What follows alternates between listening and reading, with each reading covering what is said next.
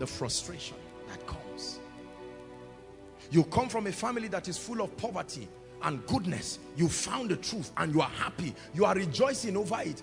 And all of a sudden you find out that you are now a graduate and your elder sisters are looking at you and say, we graduated 15 years ago.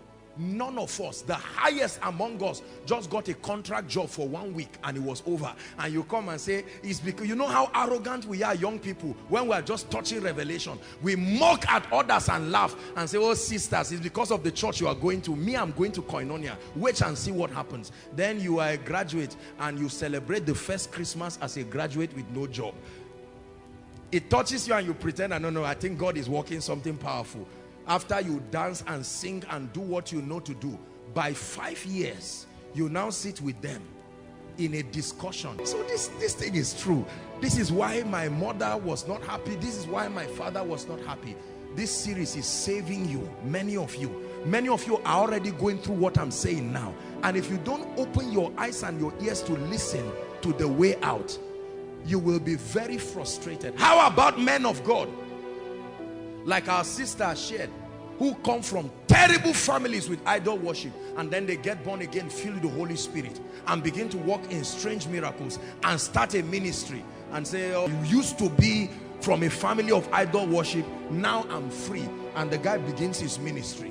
After 5 years, he finds out that the members go down, everything goes down, an attack comes on him and the ministry, and he goes to tell his uncle, and the uncle laughs and say, why do you think I stopped being a pastor? Because I was once a pastor. Were you told? He said, no. So, well, let me educate you.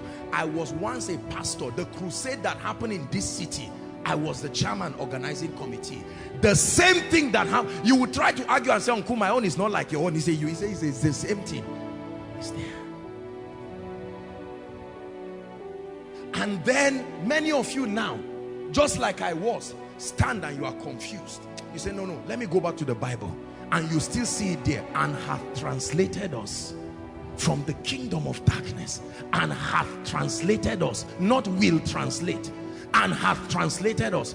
Many of you rush and come to us, men of God, and say, sir, I read here and hath translated me. I believed everything you said. Why is my life like this? Listen to what we tell you. You don't have faith, or you really don't believe it. Look at me, I'm rich, I'm entering a jeep. So he say, I'm okay. Money can deceive. To think just because you have a jeep and you have a nice watch, you are free. No, there are many other dimensions.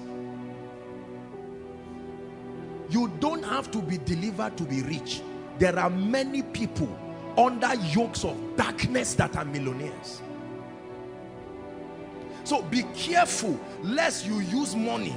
The reason is because money has a very funny way of making your needs met. So just because you don't see any obvious need yet, you are free. We have used money for a long time in the body to mean that I am free. And say, what's the proof? Look at my estate. Look at 5 cars. Look at a flourishing church. Does that look like someone under oppression?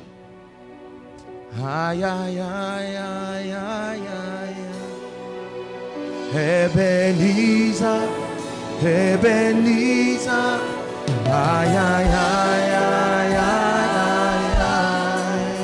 Ebenezer, my helper.